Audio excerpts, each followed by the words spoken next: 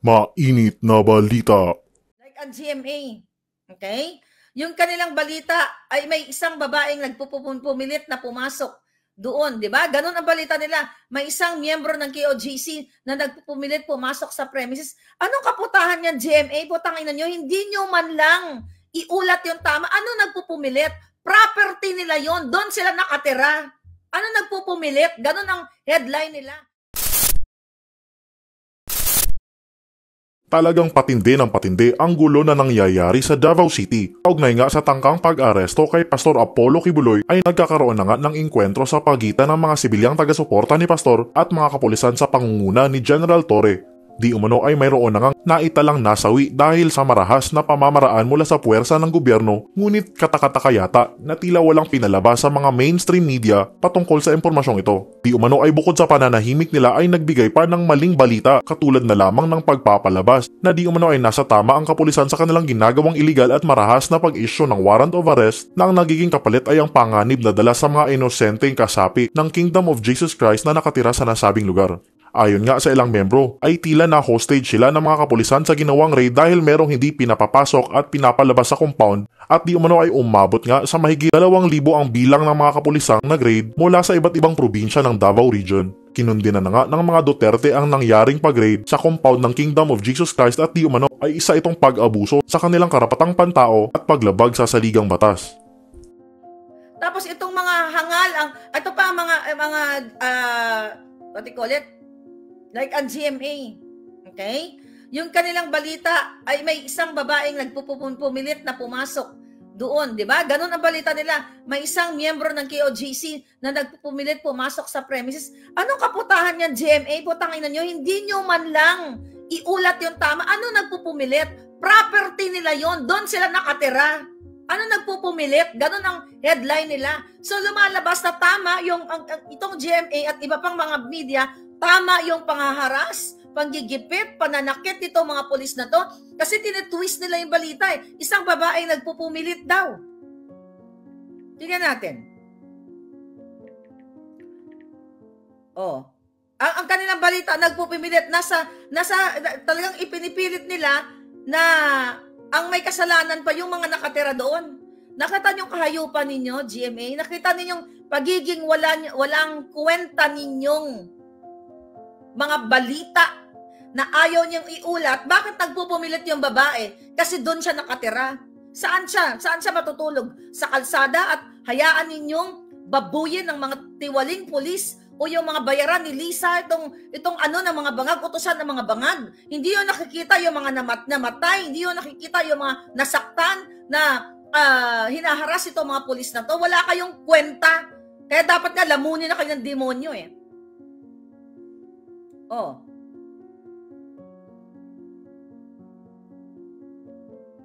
Oh, ito. Ano yung sinabi niya kanina? Oh, ito sabi niya.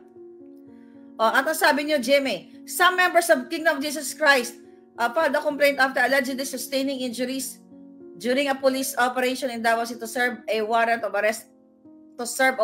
arrest against Pastor Kibuloy on Saturday. Wala nga doon. Okay?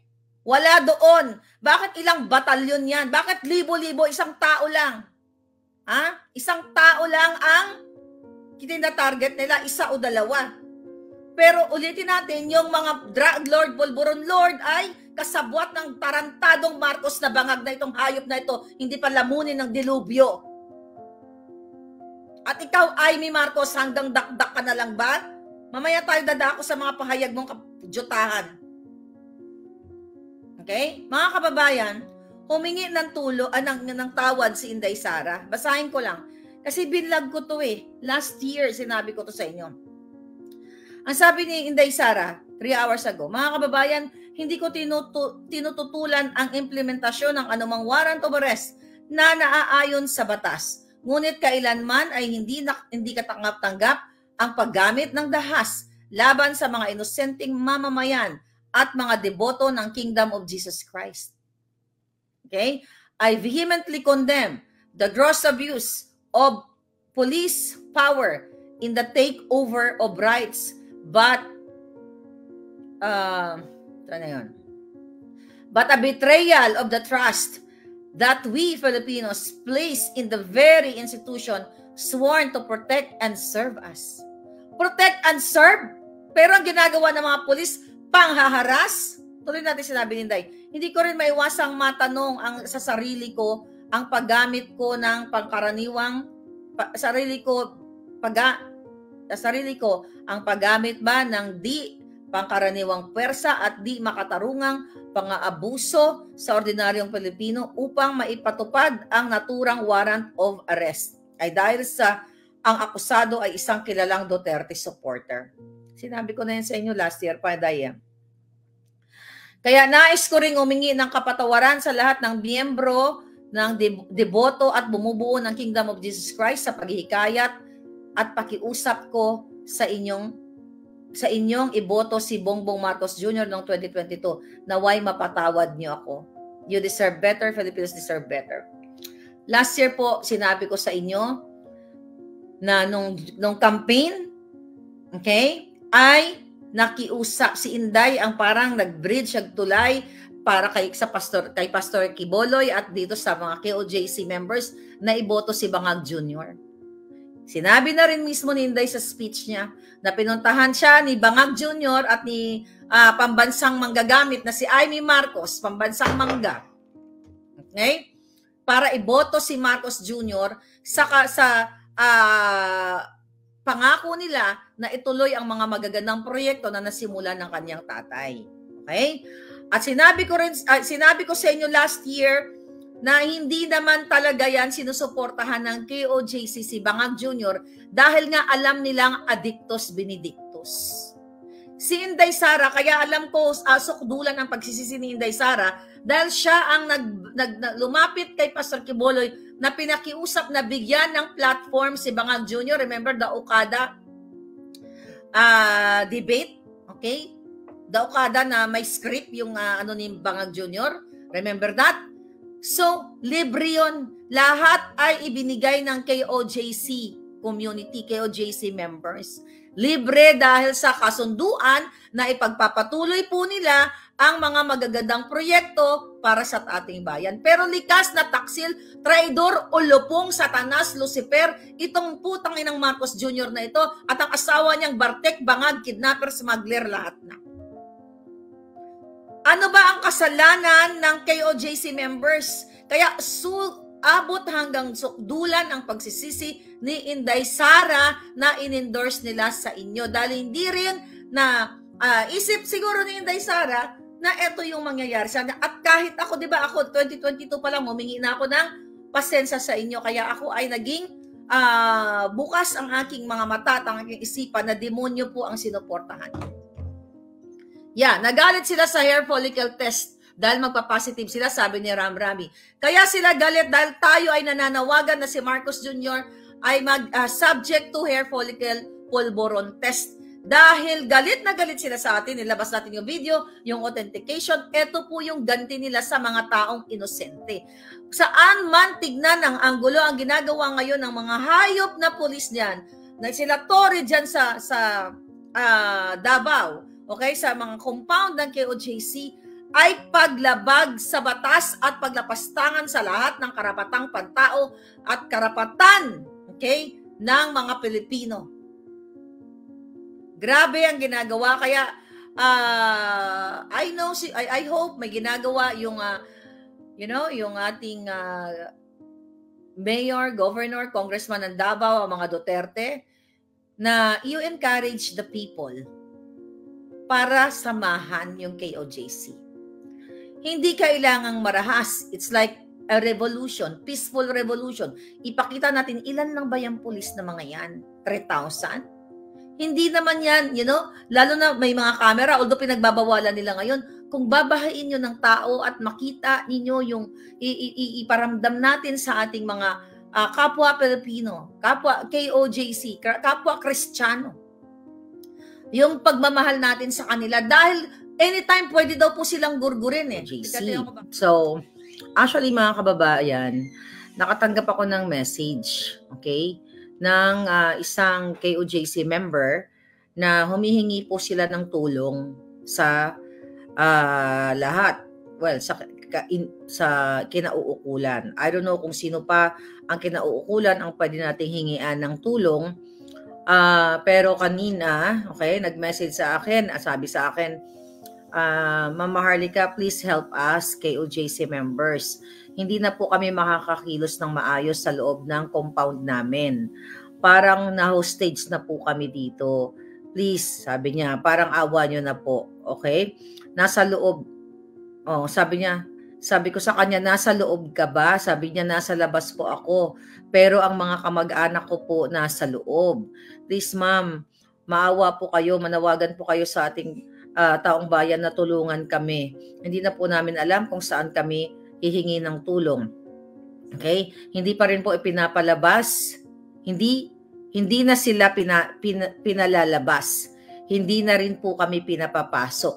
Kaya sabi ko, mag-ingat kayo na sagot ko, wag ingat kayo na wag mag-provoke kasi yun yung purpose ng mga pulis na yan. I-provoke kayo para magsimula ng kaguluhan para ma-justify nila yung plano nila.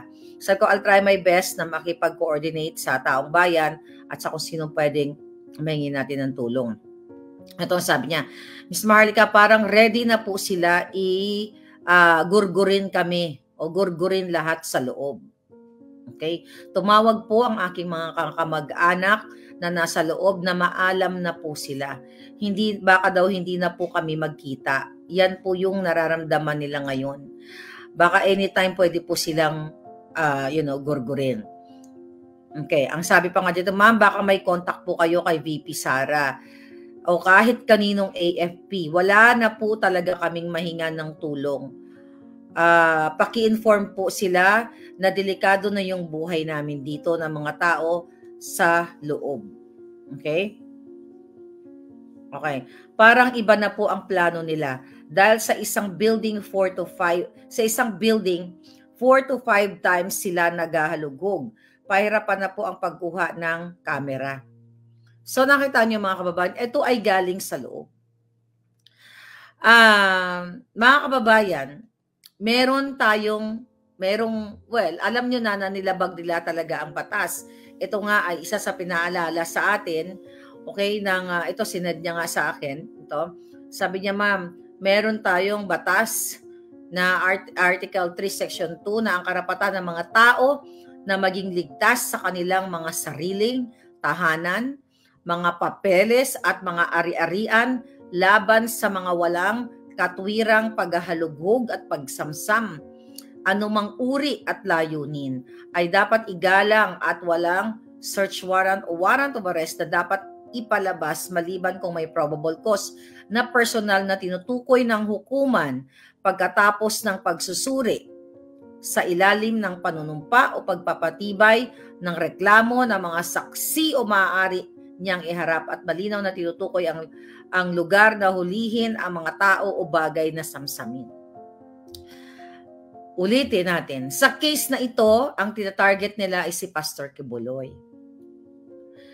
Ilang beses na sila naghalughog nung June 10. Okay? Ngayong kahapon, pabalik-balik. O sabi nga dito, 4 to 5 times ngayong araw. Mga kababayan, walang talagang lantaran ang paglabag nila sa batas. Ang paglabag nila sa kapwa-tao, sa karapatang pantao. Yung mga nandoon sa compound na yon, sabi nga, mga namumuhay ng maayos. Mga bata, matanda, mga tao na katulad natin, okay, na may mga pamilya. Hindi nila nakita yung target nila. Pero binarikadahan nila dahil yun ang utos ni Lee Satanas at ni Bangag Jr. at ng mga kasabwat nila, yan si Tambalusos. Lahat sila kasi gusto nilang kamkamin yung pagmamayari ng KOJC. Hindi yan pagmamayari lang ni Pastor Kibuloy, pagmamayari ng mga miyembro dahil sila ay nakatira dyan. Okay? So yan ang kailangan maintindihan and I hope yung mga taga Davao, simulan niyo po ang makiisa whether you are INC Catholic na damayan itong ating mga kapwa Pilipino dahil kitang-kita nyo ang paglapastangan sa batas nitong mga pulis na ito lalo na pinamumunuan ni Torre. Okay? Ni Diwata Torre. wala na talagang saysay ang mamuhay sa Pilipinas kung ganitong klaseng gobyerno. Nag-cite pa nga siya ng isa pang article ng Constitution. Yeah, sabi niya, ma'am, ito pa, walang batas na gagawin na magtatag ng relihiyon o magbawal sa malayang pagsasagawa nito. Ang malayang pagsasagawa at pag-enjoy ng relihiyong paniniwala at pagsamba ng walang diskriminasyon o pagkiling ay dapat palaging pahintulutan. Walang relihiyong pagsusulit na dapat hingin para sa pagsasagawa ng mga karapatang civil o pampolitika. Walang pwedeng batas na gagawin, okay? Ang sabi dito, na pigilan nga itong samba o pananampalataya bilang isang relihiyoso. Pero kasi nga, ang tinatarget nga nila si pastor. Isang tao lang ang kanilang tinatarget. Pero bakit sila naninira ng gamit? Bakit sila, at ang yung ginagawa nila illegal? Wala nga silang search warrant, diba? In the past, wala silang search warrant, pinagsisira nila. Ngayon, okay, yung alias warrant nila, wala yung subject doon. So, ako wala akong magawa kundi, maghatid lang sa inyo ng impormasyon dahil kung meron man dapat ang may magagawin yan, kayo dyan na nasa Davao. Kaya tingnan natin kung may update. Kinakabahan na itong ating mga kababayan. Okay? Okay. Executive, ito, may bago siyang message. Active. Okay? Si JP ito. Executive Minister namin kanina, pinagtulungan na po ng anti-riot police. Pati Executive Secretary namin, inisprehan ng mga pepper spray. Nakita niyo mga kababayan, tapos pinagbabawalan na ng camera. This is very bangag. This is very addictus benedictus. And I hope the people of Davao will help our kababayan, will help our KOJC members na bahain ninyo itong, yung kung saan nandoon yung mga polis. Kasi sabi nga natin na mas makapangyarihan ang boses ng tao. Pigilan ninyo ang ginagawang pambabalahura, pambabasos o posibleng pagmasaker o pagkitil ng buhay ng mga inosente. Diba? Samantalang si Bangag Jr. na isang adik, na isang nagpoprotekta ng smuggler, ulitin natin, ng smuggler sindikato, si Lisa Matos mismo ay nangidnap ng tao, nangidnap ng bata, ng mga bata, ay walang aksyon ang ginagawa ito. Kayong mga AFP, kayong mga general na nakipagsabuatan, si Lisa tanas sa inyo, bakit hindi po kayo umaksyon? This is the time now na kailangan tulungan ninyo to protect and serve the people. Nasaan yung inyong pangako? O gusto nyo mag-riot, magkagulo na lang ang Pilipinas, magkamatayan na lang ang mga tao, mga inosenteng mga bata? Yan ang gusto nyo dahil sa pagsunod ninyo dito sa benedictus na gobyernong ito? Yan ba ang gusto nyong gawin? Walang humpay ngayon. Kasalukuyang hinahalugog nila paulit-ulit. Okay? Paulit-ulit nilang hinahalugog, binabarikadahan. Wala yung subject nila doon. Anong kapjotahan yan? Wala na, binaliktad na nila pati mga drawer ng sapatos, pati manhole or mga anong tawag dyan, yung Poso Negro. Dahil diba ang sabi, may na-detect daw siyang heartbeat itong si Torre, dapat na-shoot na lang siya dun sa Poso Negro. Kailangan na ng people power. Kailangan nyo nang mag-speak up. Umpisahan nyo sa Davao. Okay?